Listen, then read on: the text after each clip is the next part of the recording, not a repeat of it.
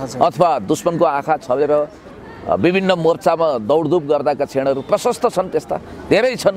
र एकचोटि चाहिँ के भने 2000 अब कम्प्लिट विप्लवहरू अहिले पनि नयाँ तरिकाले क्रान्ति गर्न सकिन्छ भन्ने ध्येयमा हुनुहुन्छ।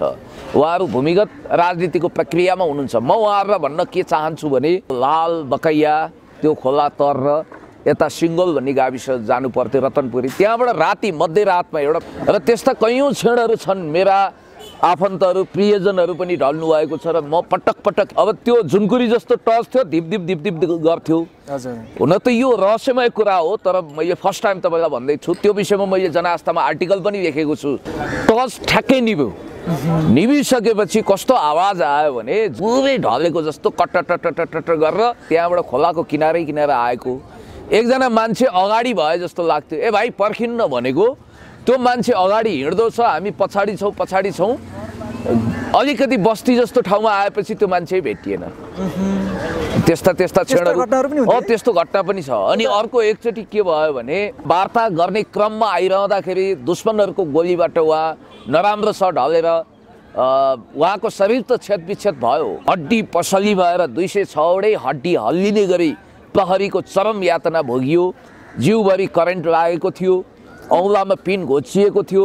त्यतिखेर म हिरासतमै हुँदा मेरो परम पूज्य पिताज्यू मेरो बुवा बित्नुभयो। पछि कान्तिपुरले माओवादी कमान्डर हिरासतबाट फरार भन्ने न्युज छाप्यो र हिन्दुस्तान टाइम्सले पनि बाबू के क्रिया में सामेल हुई एक माओवादी कमान्डर पुलिसको चकमा देकर फरार भनेर न्युज छापेको थियो। 1979 को त्यो अखबार हिन्दुस्तान टाइम्स अहिले पनि लाइब्रेरीमा सुरक्षित होला। कान्तिपुरको कटिङ त मसँग छ। त्यो भनेको मकवानपुरको एउटा खोज एरिया हो, अहिले त अलि विकास भयो होला।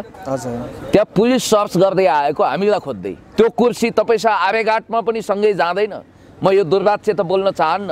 तपाईँ के आकाशमा घाम जुन रहेसम्म 1,10 लाख वर्ष बाँच्ने गरी त्यो म्यान्डेट लिएर आएको हो र? देश जनता विकास समृद्धिको पक्षमा दरो खरो उभिनुपर्ने बेलामा, जनताको निम्ति काम गर्नुपर्ने बेलामा एकअर्कालाई छिर्के हान्ने, पेलदाल जेलजाल ठेलटाल गर्ने, एम्बुसमा खडा गर्ने, आफ्नो निश्चित मतलब सिद्ध गर्ने, अनि त्यसपछि आफू नरहे कोही पनि नरहोस् भनेर त्यो खालको कुत्सित मनसायका साथ अगाडि बढ्ने, जनप्रतिनिधिमूलक संसदलाई छुरा रोप्ने अधिकार प्रधानमन्त्रीज्यूलाई छैन। त्यस कारणले गर्दाखेरि चोलेन्द्र शमशेर जङ्गबहादुर राणा, जसको विगत त्यति रमाइलो छैन, त्यति प्रियकर छैन, ड्यामेज कन्ट्रोलको एउटा अन्तिम मौका उहाँलाई प्राप्त भएको छ। यसो भनिरहँदा पुण्य गौतमलाई कन्टेम्प अफ कोर्ट लगाएर यदि हातमा हतकडी लगाउने इच्छा छ भने पनि म तयार छु, सत्य कुरो बोल्छु। यो हो सुनौलो टेलिभिजन। सरलाई स्वागत छ हाम्रो यो सुनौलो टेलिभिजनमा। हजुर, धेरै धेरै धन्यवाद, नमस्कार। म पुण्य गौतमको तर्फबाट तपाईँहरूको यो च्यानल र आदरणीय दर्शकवृन्दप्रति हार्दिक धन्यवाद र कृतज्ञता व्यक्त गर्न चाहन्छु। हामी यहाँलाई त धेरै पटक धेरै मिडियाहरूमा देखिरहेका थियौँ र धेरै पटक हेरेका पनि थियौँ होइन। आज हाम्रो च्यानलमै यसरी यहाँलाई चाहिँ स्वागत गर्न पाउँदा, यहाँका चाहिँ विचारहरू हाम्रा सम्पूर्ण दर्शकलाई दिन पाउँदा एकदमै गौरवान्वित भएका छौँ र यहाँप्रति हामी आभार अनि धन्यवाद प्रकट गर्न चाहन्छौँ। र विगत 10 वर्षको जुन जनयुद्धसँग यहाँ पनि कुनै न कुनै रूपमा चाहिँ सहभागी अर्थात् संलग्न र चाहिँ एउटा प्रकारको प्रभावित हुनुभएको कारणले गर्दाखेरि पनि यहाँको चाहिँ त्यो अनुभूति आज राख्दैछौँ। यहाँ खास चाहिँ कुन ठाउँमा जन्मिनु भएको, अलिकति जन्मेको ठाउँबाट चाहिँ? हजुर, धेरै धेरै धन्यवाद। तपाईँको सुन जत्तिकै खारिएर सुनौलो भएको यो च्यानल मसँग बातचित गर्न आइरहनु भएको छ र तपाईँहरूको उत्तरोत्तर प्रगति र सुदृढ भविष्यको म कामना पनि गर्न चाहन्छु। जहाँसम्म मेरो व्यक्तिगत विषय हो, म बारा जिल्लाको निजगढमा जन्मिएँ, जहाँ अहिले अन्तर्राष्ट्रिय विमानस्थल र फास्ट ट्र्याकको चर्चा चलिरहेको छ र त्यो मेगा प्रोजेक्ट सम्पन्न हुने दिशातर्फ अगाडि बढिरहेको छ र मेरो पुर्खाहरू रामेछापबाट झर्नु हो। यहाँ चाहिँ यो शैक्षिक क्षेत्रमा पनि एउटा प्रायोगिक होइन धेरै अध्ययन पनि गरिरहनु भएको छ र गर्दै आउनु भएको छ। यहाँले चाहिँ धेरै ठाउँमा पनि भनिसक्नु भएको छ र यो मिडियामा चाहिँ एकदमै चर्चाको शिखरमा पनि हुनुहुन्छ। धेरै मिडियाहरूले यहाँलाई पछ्याउँदै पनि आउने गर्दछन्, विभिन्न विषयमा विभिन्न कुराहरू लिएर आउने गर्दछन्। तर हामी यो 10 वर्षीय जुन युद्धसँग सम्बन्धित कुराहरू गर्ने भएकोले यहाँको जीवनमा त्यो 10 वर्षीय युद्धले चाहिँ कस्तो प्रभावित पार्यो? हजुर, अब अहिले हामी पोस्ट कन्फ्लिक्ट एरामा छौँ, द्वन्द्वोत्तर स्थितिमा छौँ। त्यसो त समाजमा द्वन्द्वहरू समाप्त भए त, अथवा समाजमा अहिले हिंसा नै छैन, समाजमा कुनै अत्याचार छैन, अन्याय छैन भन्ने प्रश्न पनि स्वाभाविक रूपमा उठ्ला। अब सोलो डोलो हेर्दा जनयुद्धकालको द्वन्द्वलाई हामीले क्रान्तिकारी द्वन्द्व भन्न रुचाउँछौँ। म इन्टरनेसनल रिलेसनको एउटा शोधार्थी पनि हुँ। मेरो इन्टरनेसनल रिलेसन फरेन पोलिसीमा विशेष दखल पनि छ र राजनीतिक शास्त्रको PhD स्तरको मानिस पनि हुँ। मैले राष्ट्रिय अन्तर्राष्ट्रिय पोलिटिक्सलाई नजिकबाट निहालेको छु। ग्लोबल फेनोमेननमा हेर्दा नेपालमा अहिले बम बारुदको धुवाँ छुटेको छैन, मान्छेहरू बन्दुकको गोलीले ढलेका छैनन्। राज्य पक्ष र विद्रोही पक्षहरू कम्प्रिहेन्सिभ पिस एकर्डपछि शान्ति प्रक्रियामा इन्जोय गरिरहेका छन्। यसको मतलब समाजमा अन्याय, अत्याचार, भ्रष्टाचार, व्यभिचार आदि इत्यादि रातारात समाप्त भयो भन्ने होइन। पिसी सरकारले जादुको छडी घुमाए जस्तै चमत्कारिक विकास र प्रगति हुँदै देशमा समाजवाद आइहाल्यो भन्ने अतिशयोक्तिपूर्ण विश्लेषण पनि हाम्रो होइन। जहाँसम्म मलाई लाग्छ नेपाल एउटा रक्तरञ्जित परिवेशबाट अगाडि बढेको छ र हामीले शान्तिका गुलाबहरू फुलाउनु छ, शान्तिका परेवाहरू उडाउनु छ। हामी मुर्दा शान्तिको पक्षमा छैनौँ। गरिबहरूले अमन चैनका साथ बाँच्न पाउने अनि राष्ट्रवादी देशभक्त जनसमुदायले छाती फुलाएर हाँस्न सक्ने त्यो व्यवस्थाको खोजीमा हामी छौँ।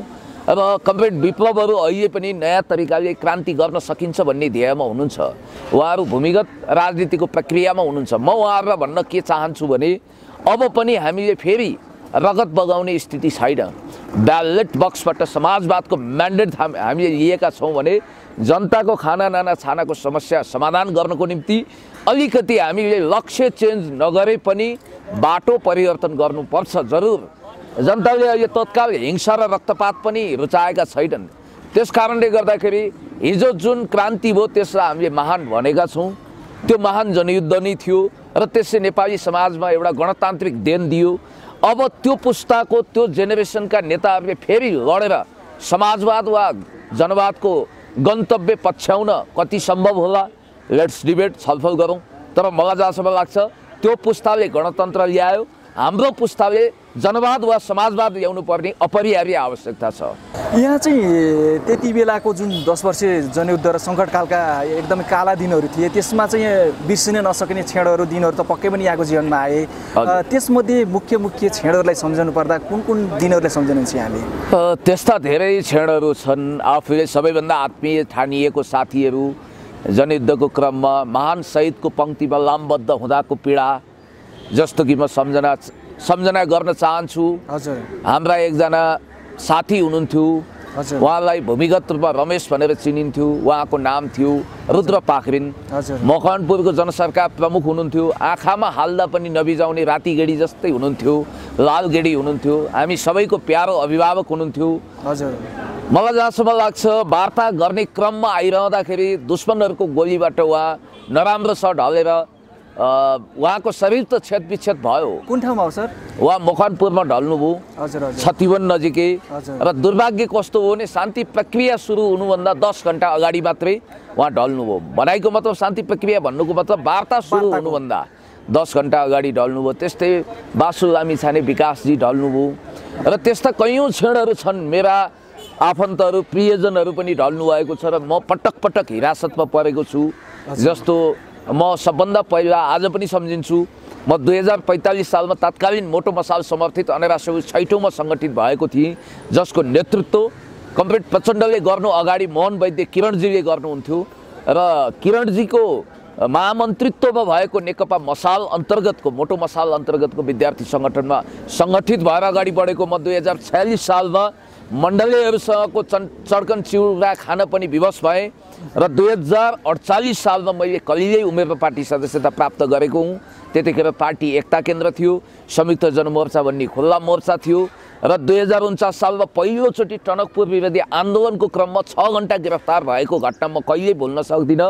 त्यसपछि 2052 साल फागुन 1 गते जनयुद्ध सुरु हुँदा 51 सालमा पार्टी फुटेर नेकपा माओवादी बनिसकेपछि त्यसको सुरुवातको कार्यकर्ता हुने सौभाग्य पनि पाइयो र 52 साल फागुन 1 गते जनयुद्ध सुरु भयो। फागुन 14 गते म गिरफ्तार भएँ र त्यसपछि 55 सालमा कियो सेराटु नामक एक निर्दयी अपरेसन चलेको बेला हाम्रा धेरै साथीहरू पनि शहीद हुनुभयो।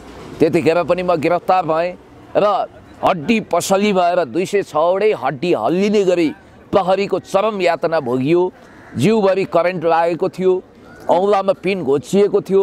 त्यतिखेर म हिरासतमै हुँदा मेरो परम पूज्य पिताज्यू, मेरो बुवा बित्नुभयो। बुवा बितिसकेपछि कम्युनिस्टहरूले क्रिया गर्दैनन् भन्दै पनि गाउँलेहरूको दबावको कारण मलाई छोडियो।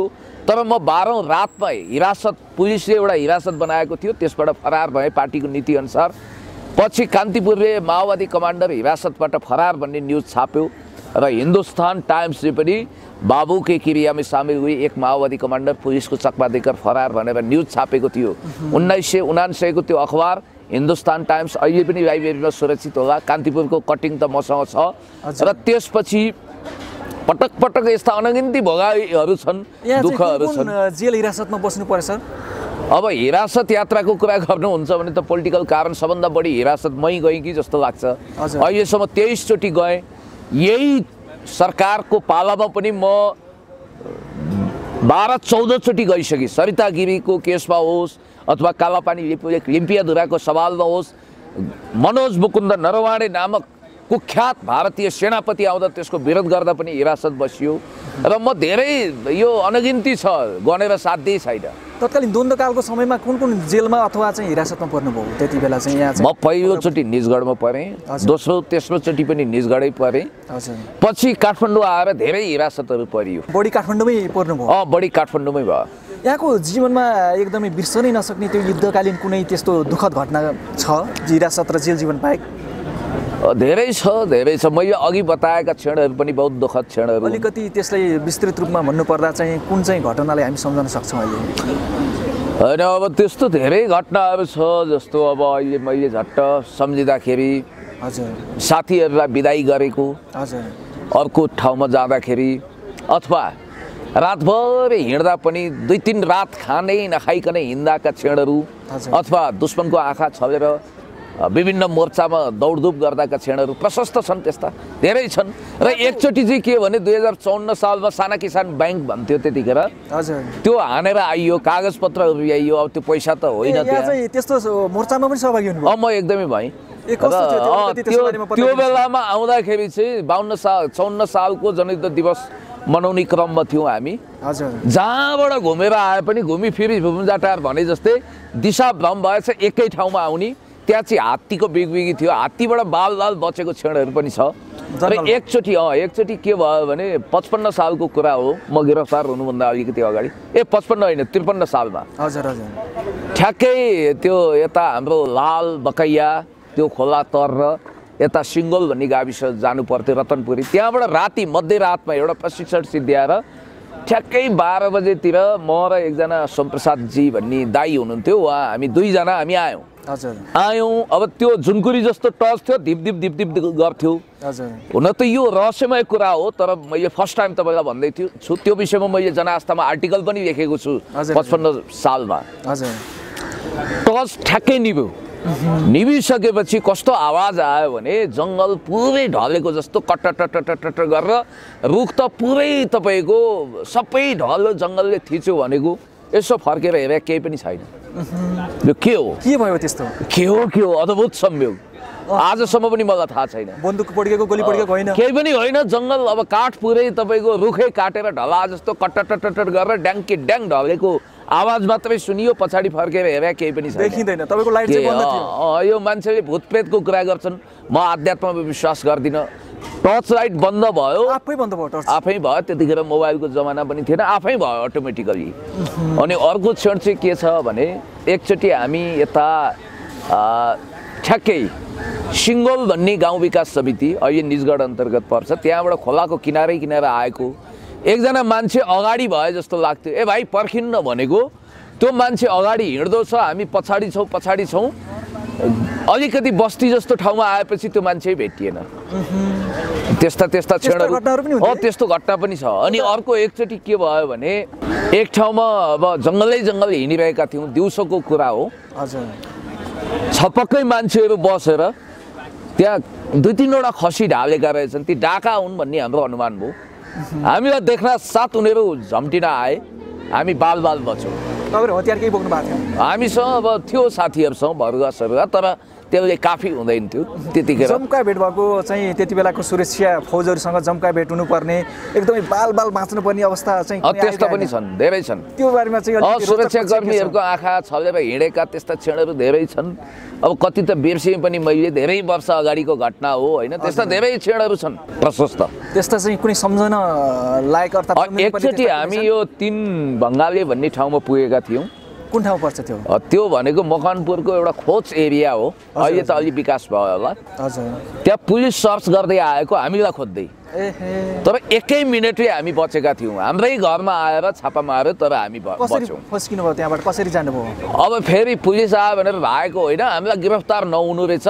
हजुर हजुर। पुलिस झुक्किएछ। हामी यो घरमा जुन घरमा बसेका थियौँ त्यही सेल्टरमा छ भनेर पुलिसलाई थाहा भएन, तर पुलिस अर्को सेल्टरमा होला भनेर उता गयो, हामी यताबाट लुत्त हिँड्यौँ। त्यही हो, त्यस्तो अवस्था थियो। धेरै छ। खास चाहिँ यहाँको क्षेत्र कुन रह्यो त्यो जनयुद्ध कालमा चाहिँ, जब यहाँ चाहिँ पुरा समय दिनुभयो, पूर्णकालीन हुनुभयो, त्यति बेला कुन कुन क्षेत्रमा रहेको? मूलत म 12 पर्सा मकवानपुर रौतहट क्षेत्रमा बढी खट्टी। हजुर हजुर। चितवन आकल झुकल आइन्थ्यो त्यतिखेर। पछि जनयुद्ध कालमा त धेरै साथीहरू पूर्वको पश्चिमको पूर्व गए, त्यतिखेर आफ्नो कमान्ड वा क्षेत्रीय ब्युरो छोडेर बाहिर जान पाइँदैन थियो, उही प्रशिक्षण हुन्थ्यो। हजुर हजुर। तिनै क्षणहरू छन्। खास चाहिँ यो सैन्य क्षेत्र अर्थात् राजनीतिक क्षेत्र कुन क्षेत्र हो यहाँ? म मूलत राजनीतिक क्षेत्रको मान्छे हो। राजनीतिक क्षेत्रमा तर अब त्यतिखेर के थियो भने 2 in 1 जस्तो, यता पनि खट्नुपर्ने उता पनि खट्नुपर्ने स्थिति हुन्थ्यो। कहिलेकाहीँ सैन्य तर्फ पनि ध्यान दिनुपर्ने अथवा कमान्ड दुवैतिर एउटै व्यक्तिले विभिन्न भूमिका निर्वाह गर्नु। यस्तो चाहिँ कुनै मोर्चामा सहभागी हुनुपर्ने अवस्था त आएन यहाँको जीवनमा? त्यस्तो भयो। अब चाहिँ हामी विगतका केही स्मरणयोग्य कुरा त गऱ्यौँ, अब वर्तमानका केही छोटकरीमा कुराहरू गरौँ। वर्तमान यो राजनीतिक अवस्थालाई चाहिँ यहाँले चाहिँ कसरी निहालिरहनु भएको छ? संसद विघटन भएको छ होइन, यस्तो भइरहेको छ, अवस्था एकदम तहस भएको छ, के हो यो, कस्तो जस्तो छ अहिले? यो भयङ्कर दुःखद कुरा हो। केपी शर्मा ओलीज्यू प्रधानमन्त्रीको अहिले चेयरमा हुनुहुन्छ, तर उहाँले जनमतलाई सही ढङ्गले सम्मान गर्न सक्नु भएन। जनताको इच्छा आकाङ्क्षा र भावना के हो, जनता के चाहन्छन्? अहिले कोरोनाको कहरको बिचमा जनताहरू रगतको आँसु बगाएर बसिरहेका छन्। राष्ट्रिय अर्थतन्त्र डामाडोल भएको छ, नागरिकको जीवन तबाह भएको छ, शहीदहरूको सपना अधुरो छ। जननेता comrade Madan Bhandari, comrade Pushpalal, comrade Krishnasen इच्छुकहरूको जुन ढङ्गको एउटा योगदान छ त्यसलाई प्रज्वलित गर्ने गरी, उहाँहरूलाई वास्तविक रूपमा सम्मान गर्ने गरी म यो भन्न चाहन्छु कि एकजना विश्व प्रसिद्ध लेखक हुनुहुन्छ Gabriel Garcia Marquez, 100 Years of Solitudeका लेखक। उहाँको भाषामा भन्नु पर्दाखेरि इतिहासप्रति गद्दारी गर्ने छुट कसैलाई पनि छैन र कतै हामी इतिहासका ऋणी त छैनौँ भनेर पनि सोच्नुपर्ने हुन्छ र हामीले वास्तवमा जे गर्नु पर्थ्यो त्यो काम गर्न सकेनौँ। गफहरू ठुल्ठुला दियौँ। अब रेल र जहाजका कुराहरू त चले, तर कोही त भने जहाजमा सरर, कोही त भने पसिना तरर भन्ने स्थिति अहिले पनि छ। हामी भित्रै वर्ग जन्मियो भन्ने हामीलाई चिन्ता छ र प्रधानमन्त्रीज्यूले अहिले असान्दर्भिक ढङ्गले बेमौसमी बाजा बजाउनु भयो। अहिले जनताको माग भनेको संसद विघटन होइन, चुनाव होइन, 5 वर्षीय सरकारलाई ढुक्कैसँग चलाएर जनताको आधारभूत आवश्यकता पुरा गर्ने म्यान्डेट थियो।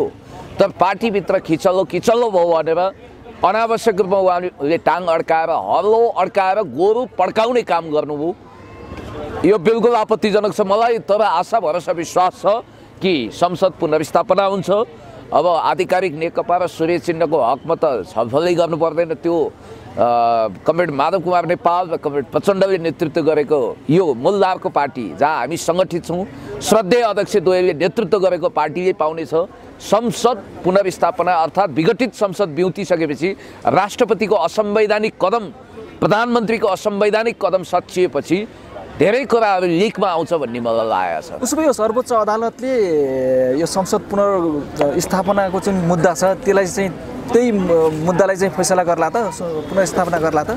गर्नुपर्छ, किनभने पूर्व प्रधान न्यायाधीश सुशीला कार्की र कल्याण श्रेष्ठजीले स्पष्ट रूपमा के भन्नुभएको छ भने यो जुन ढङ्गले प्रधानमन्त्रीज्यूले संसदको विघटन गर्नुभयो, जनमतको अवहेलना गर्नुभयो, जसरी राष्ट्रपतिज्यूले संविधानमा हुँदै नभएको धारालाई दुरुपयोग गरेर संसदलाई समाप्त पार्नुभयो, त्यो अधिकार उहाँहरूलाई छैन।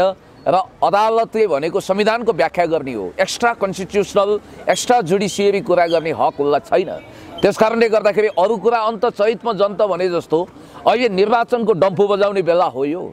अनि चुनावको एकतारे बजाउँदै अनि बेमौसमी राग अलापेर अनि छेपाराको उखान हालेर चुड्किला सुनाउँदै अनि बदाम झुरझुरे चना चटपटे भन्दै हिँड्ने बेला त यो होइन नि।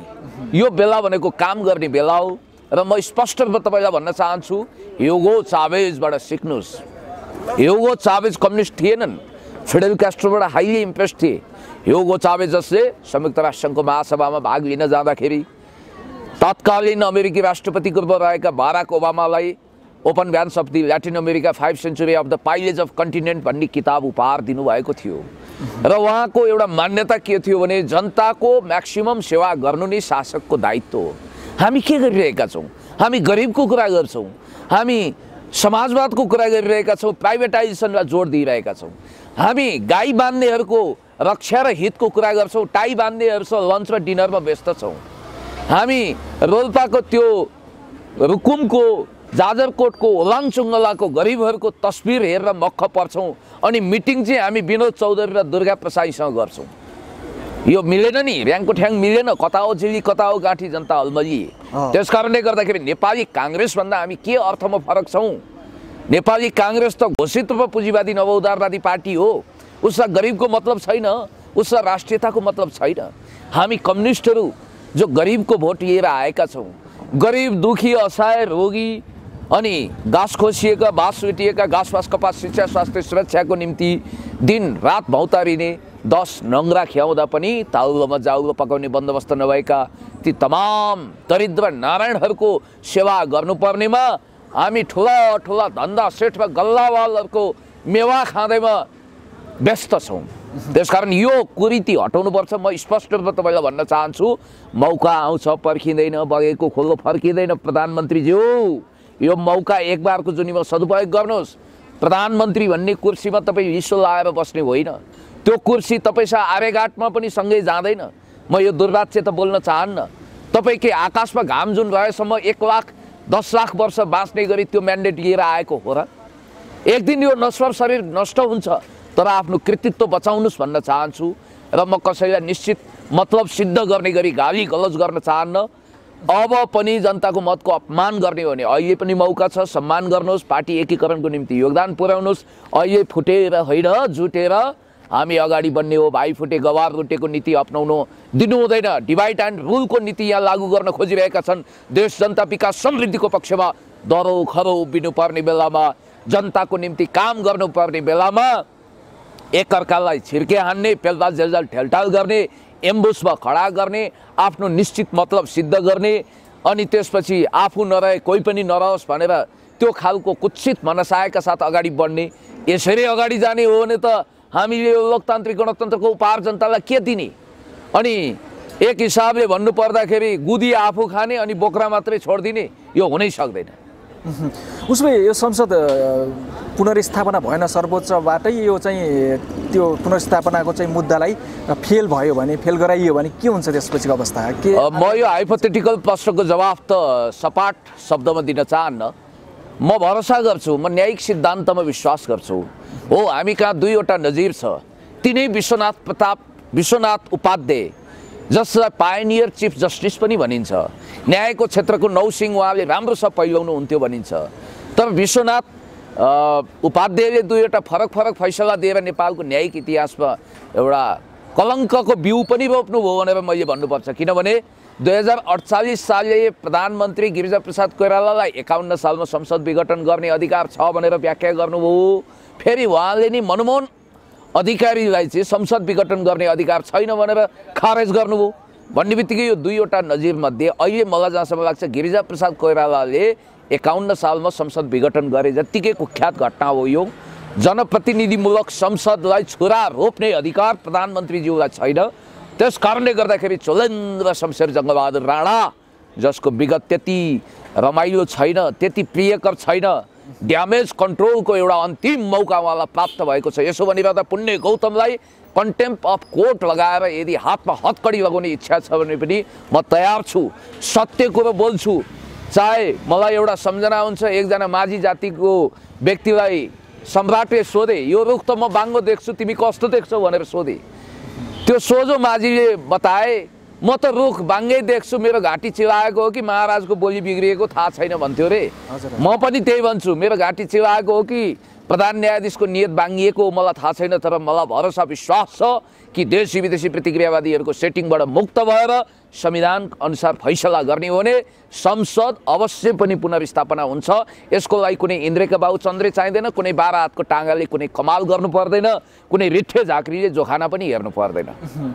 अलिकति म अब चाहिँ यो यहाँको व्यक्तिगत कुरा चाहिँ सोधेँ। यति धेरै मिडियाहरूलाई समय पनि दिइरहनु भएको छ।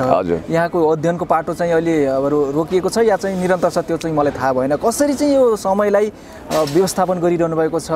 अन्य चाहिँ यहाँको चाहिँ कुनै आयोजनको चाहिँ बाटोहरू पनि छ कि आफ्नो कसरी चाहिँ जीवनयापन गर्नुभएको छ? अलिकति यो जिज्ञासा धेरैको होला, साथी धेरै सोध्नु भएन कि जस्तो पनि लाग्छ। म मार्क्सवादी हुँ तर अलिअलि थोरोवादी पनि हुँ। छोरोवादी भने होइन, थोरोवादी। थोरो भन्थे पुरानो कोट लगाऊ, नयाँ पुस्तक पढ। मेरो एउटा कमजोरी भनौँ, आदत भनौँ, एकचोटि दसैँमा यसो यसपटक राम्रै लुगा हाल्नु पर्यो भनेर गएको थिएँ। भोटाइटी पुगिसकेपछि मन फर्क्यो। त्यतिखेर political order in changing society written by Samuel P Huntington, उहाँको किताब आएको छ भन्ने हल्ला सुनेपछि म गएँ।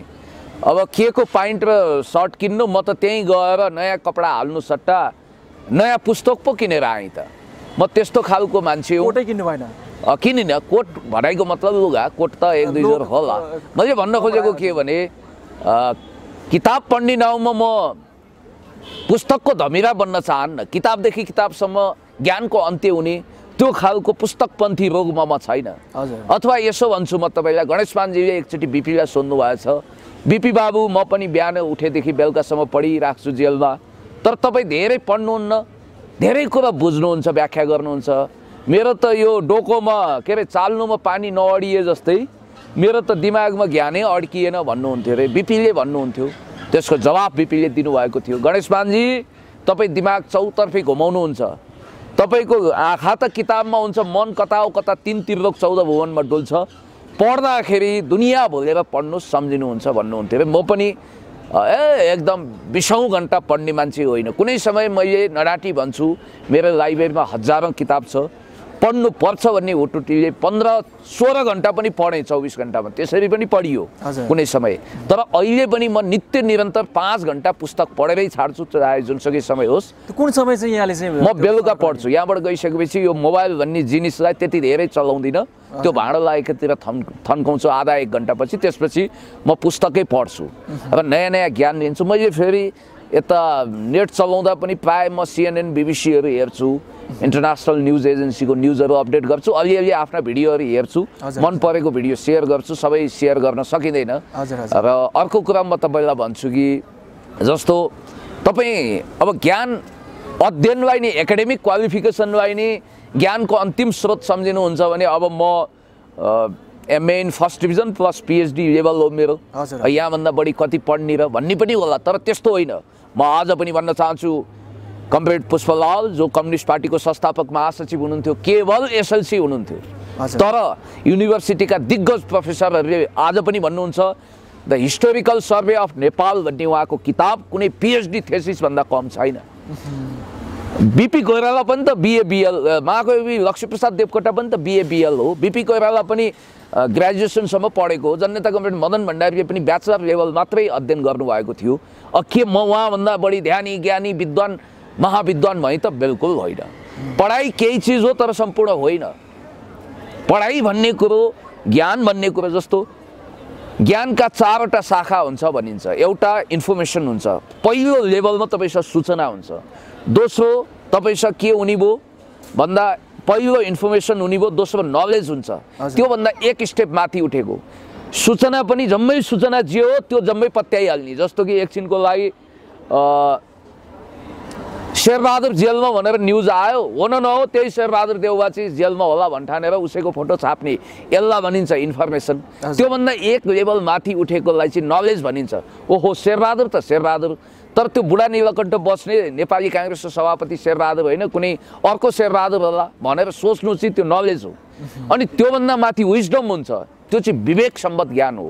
त्योभन्दा माथि इन्लाइटेन हुन्छ, बुद्ध पुरुषको चाहिँ इन्लाइटेन हुन्छ। अब ममा विजडमसम्म होला कि भन्ठान्छु, इन्लाइटेन हुनको निम्ति त मैले पनि भगीरथ मेहनत गर्नुपर्छ। अनि यहाँको चाहिँ जुन आर्थिक पाटो छ, घर व्यवहार चलाउनु पर्छ होला, त्यो कसरी चाहिँ व्यवस्थापन गरिरहनु भएको? त्यो एकदमै सिम्पल कुरा हो। म आफै पनि रिसर्च ओरिएन्टेड कामहरू गर्छु। मैले बाँच्ने मेलो पहिलेदेखि बनाएको छु। भनेको मतलब मैले कसैसँग मेरो टपरीमा कसैले सिधा पनि हालेको छैन। अलिअलि ऋण होला मलाई पनि, त्यो चुक्ता गरौँला, व्यक्तिगत ऋण छ। तर म पहिले पनि मध्यमवर्गीय मान्छे हुँ। म पहिला पनि आफ्नै खुट्टामा उभिन्थेँ। अब साबेल बेल्चा गैँची चलाउनु पर्दैन मैले बाँच्नको लागि। रिसर्च ओरिएन्टेड काम गर्छु, कति किताबको होस्ट राइटर भएँ होला। अनि मेरो दाल तेल आउला गाउँबाट, होइन, गाउँको एउटा जग्गा जमिन भएको मान्छे हो। त्यसकारण मलाई फेरि म कुनै 5 स्टारमा गएर खानु पनि पर्दैन, लन्च डिनर गर्नु पर्दैन, सौखिन छैन। मैले खर्च धान्न सकिँदैन भनेरै बाइक चढेको छैन। त्यसकारण यी कुराहरू म्यानेज हुन्छ। सिम्पल लिभिङ आई थिङ्किङ एकदम सादा जीवनमा बिताउनु भएको छ र त्यति अप्ठ्यारो अवस्था पनि छैन जीवन बिताउनलाई। अहिलेसम्म छैन। एकदमै महत्त्वपूर्ण समय यहाँलाई चाहिँ हाम्रो यो सुनौलो टेलिभिजनको लागि प्रदान गर्नुभयो। यो समय यहाँसँग लियौँ हामी, धेरै धेरै आभार अनि धन्यवाद प्रकट गर्न चाहन्छु। र अन्त्यमा के भन्न चाहन्छु? अब अलि झम्के साँझ पर्दैछ। हजुर हजुर। लाइट कम भएको छ, लाइट बढाएर भिडियोको क्वालिटी बढाउँदै हाल्नु होला। हजुर हजुर। अन्त्यमा म तपाईँलाई विशेष धन्यवाद दिन चाहन्छु। यहाँसम्म आउनुभयो, दुःख गर्नुभयो, बातचित भयो, तपाईँप्रति हार्दिक आभारी छु। र तपाईँहरूको यो च्यानल दिन दुगुना रात चौगुनाको दरले प्रगति उन्नति गर्दै जाओस्, म शुभकामना दिन चाहन्छु। र तपाईँ प्युठानबाट आउनुभएको छ। प्युठान त्यो ठाउँ हो जहाँ नेपालका कम्युनिस्ट आन्दोलनका, प्रजातान्त्रिक आन्दोलनका दिग्गज हस्तीहरू पैदा हुनुभएको छ। र तपाईँप्रति म विशेष आभारी हुँदै बिदा हुन चाहन्छु। हस्, धन्यवाद।